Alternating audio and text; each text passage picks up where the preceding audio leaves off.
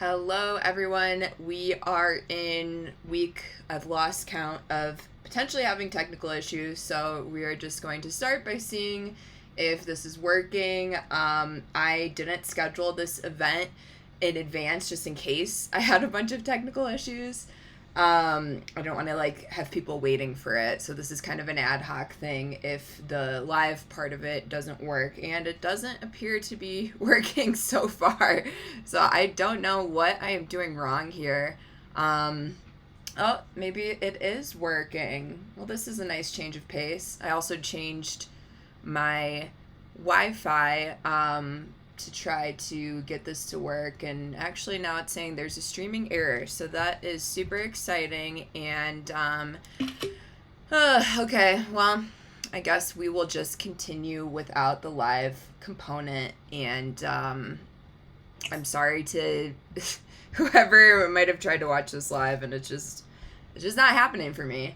All right, so maybe it's still working, maybe not, but we're going to go ahead and get into it for today.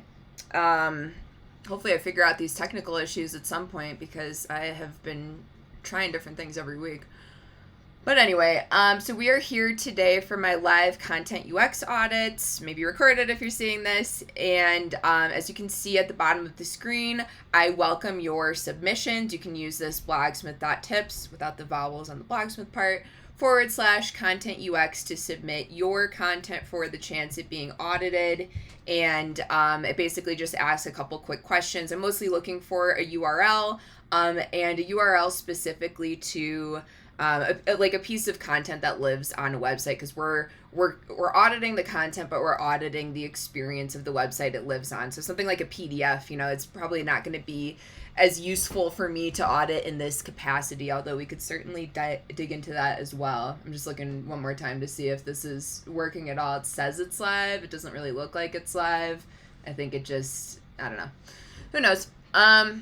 Okay, well, if you are joining me live, hello. If not, we are going to go ahead and get started with the audit that we are doing today. So let's go ahead and switch our view here. So this is a piece that my team wrote. I want to say it was like a year or two ago, but it came up in my mentions as something that had been recently refreshed by the Klaviyo team. And I was just really admiring the UX of the website experience here. And so that's why I wanted to go over it today, even though it's like one of our articles, but it's also like gone through another set of hands, and eyes and ears, whatever, as they went in and updated it. So let's kind of dig into, mostly the experience, but I'll, try to point out some things about the content itself as well. And so with these audits, they're very much based on the Blogsmith writing style guide. The guidance that I give is typically something that comes from here.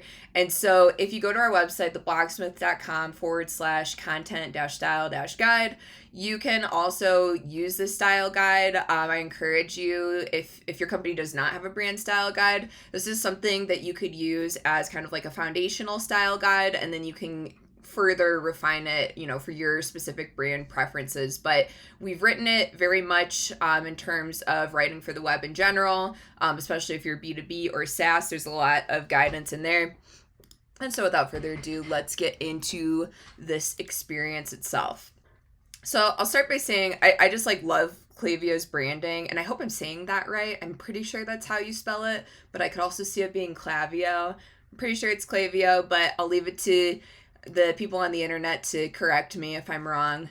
But I just think there's something so clean, and it has a nice flow. It's very distinctive. The colors they use, the typography, and the experiences that they create.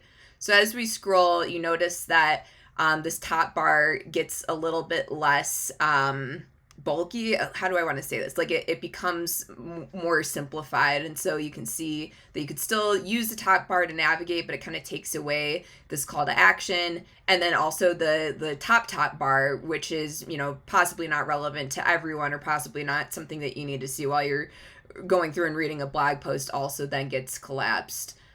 It's kind of interesting that they collapse the login part of that as you scroll, because I would think that would still be important, but maybe, again, Klaviyo, I'm sure they've done all their own testing on that.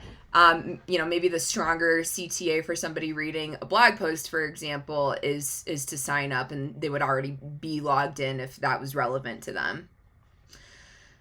Noticing the breadcrumbs here, but something that kind of stuck out to me in kind of a weird way was this, which I'm assuming is like the category tag. If we hover over it, we can see in the bottom left-hand corner that it says, like the link leads to like a category page, but it's all articles. One thing that I'll point out is when something doesn't have a category and it goes to this all blog articles page, this is kind of awkward, this all blog articles. So something, that probably doesn't come up much because most of them have a specific category, but just something that I noticed while looking at this article again.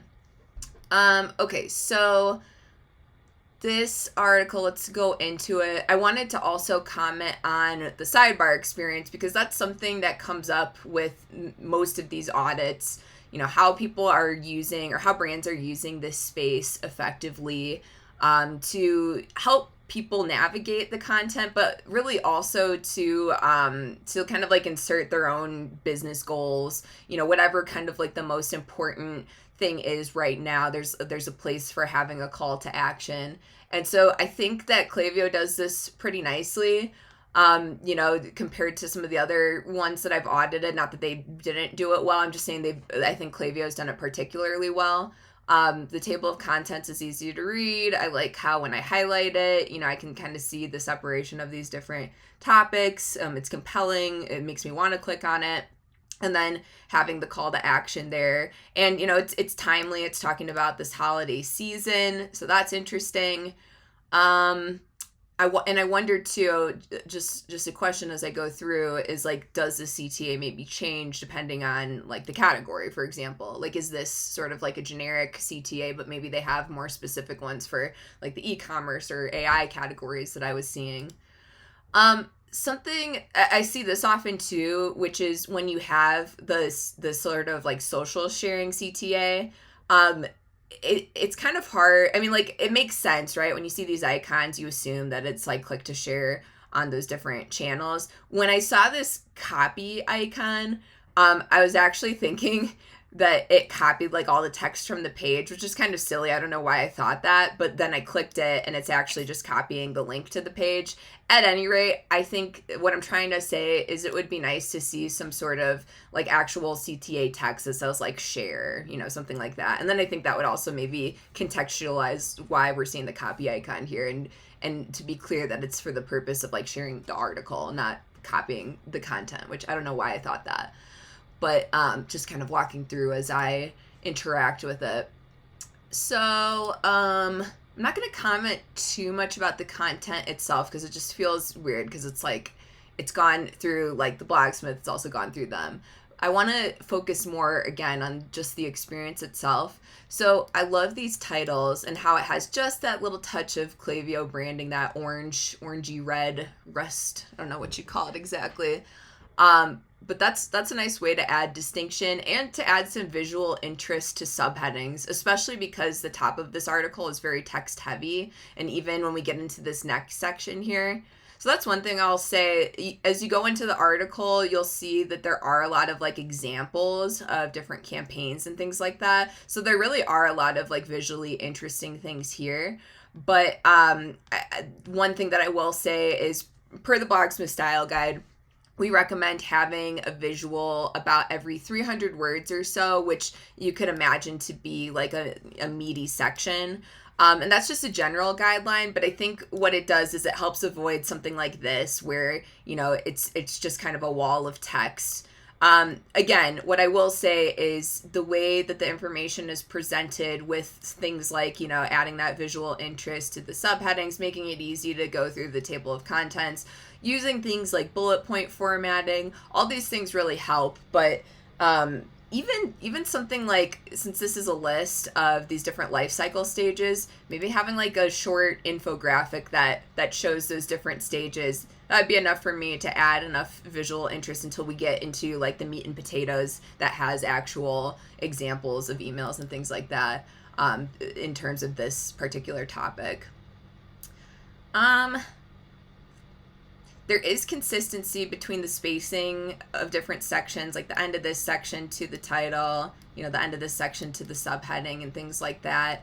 That's something that I comment on a lot, but it seems pretty consistent, like where they have these gaps that are more than just like a paragraph, line break or whatever. They're all pretty consistent, so that looks really nice. So the next thing that really stood out to me when I was looking back at this article, when it came up in my mentions, was I just love these call out sections. And so call out sections are another really great way to add visual interest without having to spend budget on, graphic design and things like that. So I wonder if this video didn't work because I had put it on my phone, and then I think it like switched over to my Wi-Fi instead. I was thinking that the phone would work better. Anyway, that's a little bit of an aside. I'm just trying to troubleshoot live and figure out why this keeps happening. But anyway, back to the call out section. So again, they have this like distinctive Klaviyo like orange.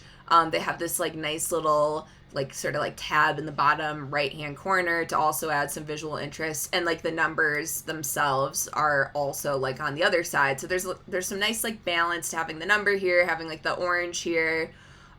These sort of short sections. Ooh, I will call out that because I just noticed this one's bolded and this one isn't.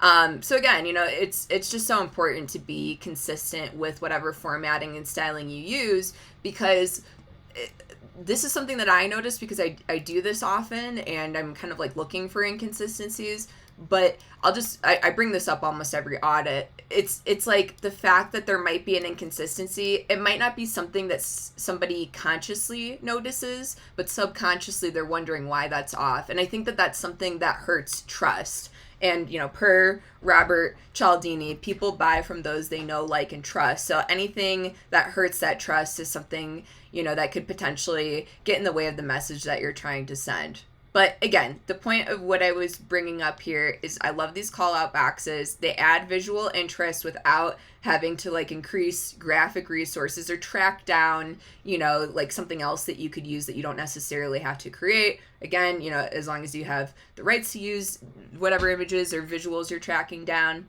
But this is such a beautiful way to do that. I could see how that would be really useful, across the body of Klaviyo articles, and creating that visual brand distinction. This is something that, any brand could do. This is something that it would be pretty easy to implement something similar. I wouldn't recommend just like doing exactly what Klaviyo is doing, but finding ways to create, to add those just slight brand touches, even if it's just little color accents. You could also do that in terms of like your link styling. There's different things you could do with like your subheadings. There's other things you could do with call out boxes too. They don't have to just be like a listicle type thing. In fact, I think they might even have more impact when they're standalone. Things like pro tip, or, here's another way to look at this, or, here's a quick way to like achieve this particular action. So it's things like that. I think that we talk a little bit more about call out boxes in the Blogsmith style guide. Actually, it's probably something that we could add more to, because we don't necessarily dive into like the different call out boxes that you could have. So I'm thinking that might be actually an interesting addition to the style guide to just get people thinking about different ways to add visual interest. So let's keep going here. You can see again, they have a couple examples of these like numbered call out boxes, and you can kind of see too, like some of these are longer, shorter, and how that just kind of looks. So then we get into some examples, and this was probably part of our original article. They may have updated it since then. All of them have a source, even though they're screenshots. I think that that's an important thing to do. I think people want to know, like, if you have images that aren't yours, where did they come from? A lot of the brands that I work with that have like really robust style guidelines, they specifically talk about like how to take screenshots, but then how to like add that source material.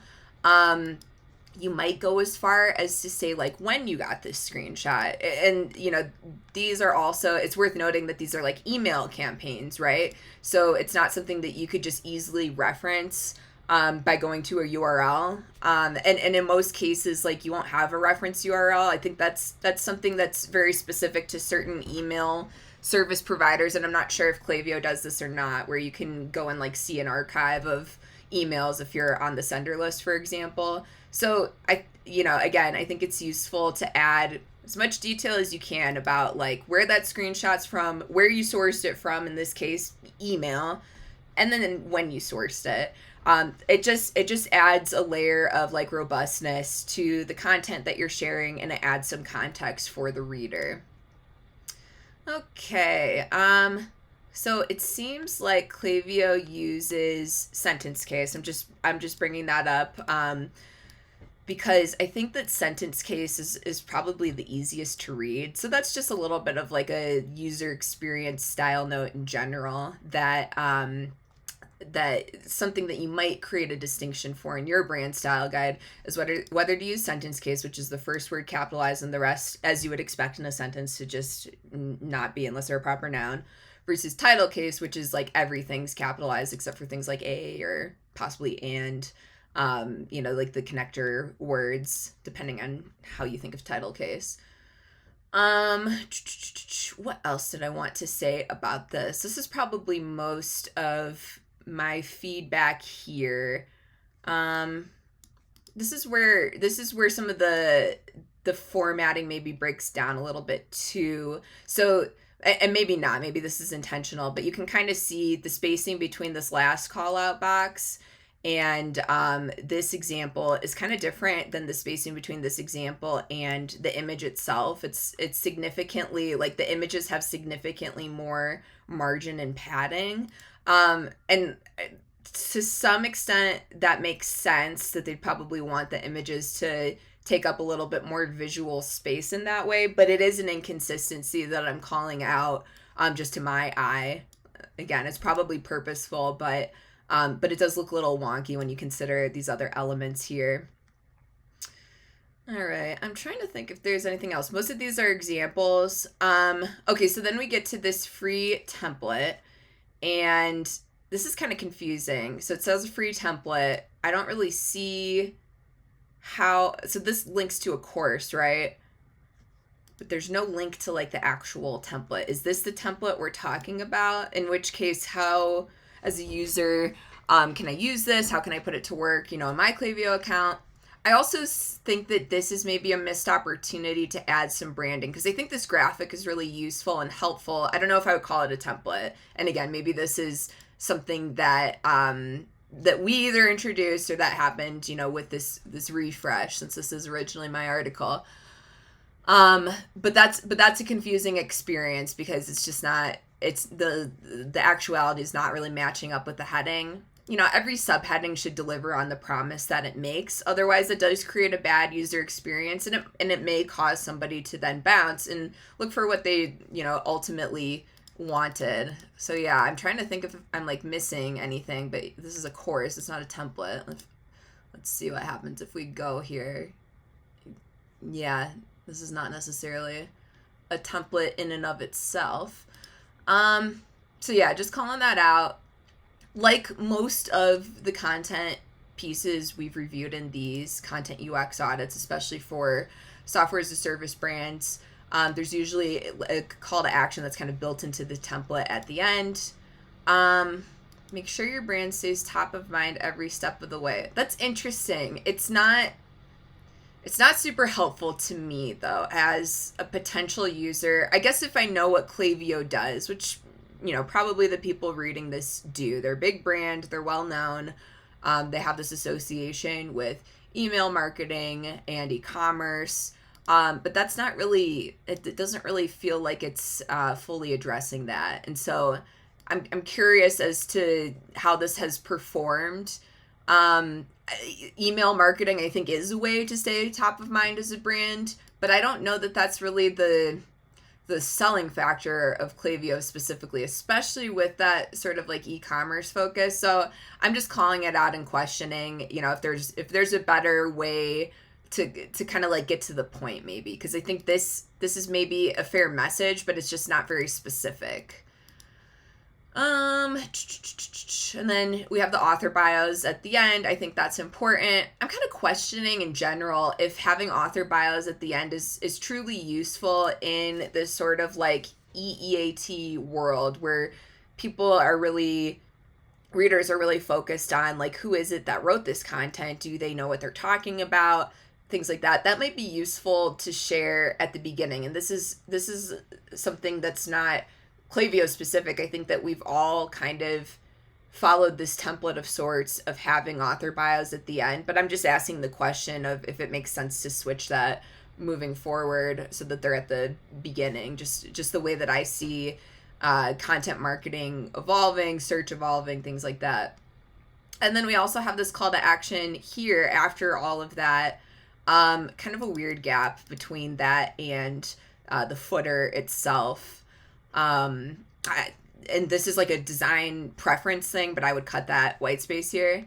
This is kind of interesting too. Also of interest, I wonder what is driving that. Is that just like the normal footer text, or is it driven by the page that I'm on? So that's kind of interesting. But in terms of this call to action, I wonder if it makes sense to put that up. Like, would that perform better as like an in-blog, in-content call to action?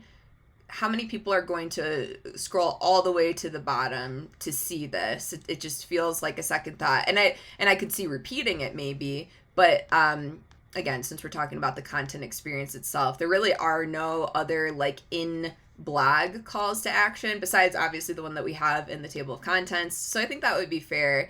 If one of Klaviyo's goals is to get more people signed up for their email marketing so that their brand can stay top of mind, it might make sense to repeat that call to action in a place where people are going to have a better chance of seeing it as they go through the article, for example. So if you happen to join me live, thanks for dealing with whatever the heck is going on here. And for everybody else, sorry for the rambling at the beginning where I tried to see if I can make this work, and hopefully I can get this down soon. I think I'm going to do some like random lives just to try to isolate this issue here and troubleshoot, but whatever. I don't know. Okay, so that's what I have for today. And as usual, if you want to submit your content for an audit, please use this link at the bottom here, blogsmith.tips/content UX. Just asked a few questions. Always, I don't want this to come across as being like a teardown. This is just us going in, looking for opportunities, learning together, and, talking about content holistically, not just, the article itself, but the experience that it lives on. So I would love to help you with your content if you feel like you're stuck, and just, it's always helpful, I think, to get an outside perspective. We can get so locked into our own brains and our own biases that sometimes, just having somebody else take a look can be really helpful. So thank you for watching, and until next time, whether it's live or not, bye.